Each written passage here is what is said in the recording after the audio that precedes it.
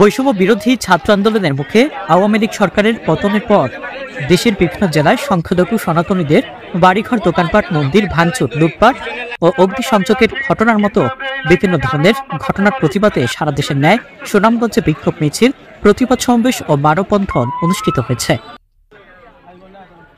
শনিবার বিকেল 4টায় জেলার সর্বস্তরের সনাতনীদের আয়োজনে শহরের ট্রাফিক পয়েন্ট থেকে শুরু করে পুরাতন বাস স্টেশন এলাকা পর্যন্ত হাজার ভক্তবৃন্দের উপস্থিতি লক্ষ্য করা গেছে।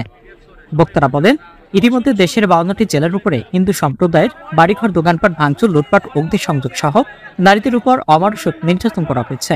তারা বর্তমান অন্তর্বর্তীকালীন সরকারের নিকট 8 দফা দাবি বাস্তবায়নে প্রস্তাব উল্লেখ করে সংখ্যালঘুদের বাড়িঘরে দোকানপাট হামলার ঘটনার সুষ্ঠু তদন্ত করে দোষীদের বিচার করার আহ্বানও জানান এবং ক্ষতিগ্রস্ত ব্যবসায়ীদের ক্ষতিপূরণ প্রদান, সীমান্ত অঞ্চলের যেসব এলাকায় মানুষজন ঘরবাড়ি ছেড়ে পালিয়ে গেছেন তাদের নিজ বাড়িতে ফিরে আনার আহ্বান করেন।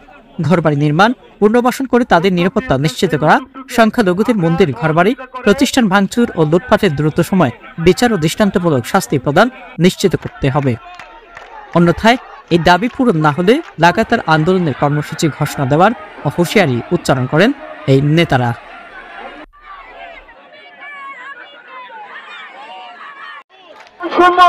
মানুষের বৈষম্য সবগুলো ভেদাভেদ ভুলে দিয়ে আপনারা আমাদেরকে একটি বাংলাদেশ নির্মাণে একটি সুন্দর রাষ্ট্র পরিচালনা করতে চাই আমরা, এবং আমরা আমাদের ধর্মকে কেন্দ্র করে রাখতে চাই।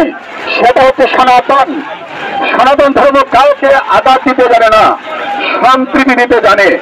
আপনারা জানেন সারা বাংলাদেশে মন্দির ভাঙচুর, হিন্দুদের বাড়িতে আগুন এবং মন্দিরগুলোকে ভেঙে নারীদেরকে নির্যাতন করছে। আপনারা জানেন সুনামগঞ্জে কথা, আমরা সনাতন ধর্মাবলম্বী, আমরা এই সনাতন ধর্মাবলম্বী হিসাবে আমরা এই দেশে থেকে রাখতে চাই। সবাইকে ধন্যবাদ। এভাবে আক্রমণ করা হয়, আমরা রাজপথ ছাড়বো না।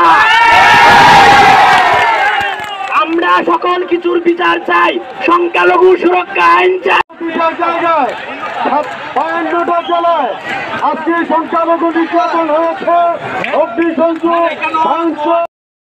দেশ দেশান্তর 24, সুনামগঞ্জ।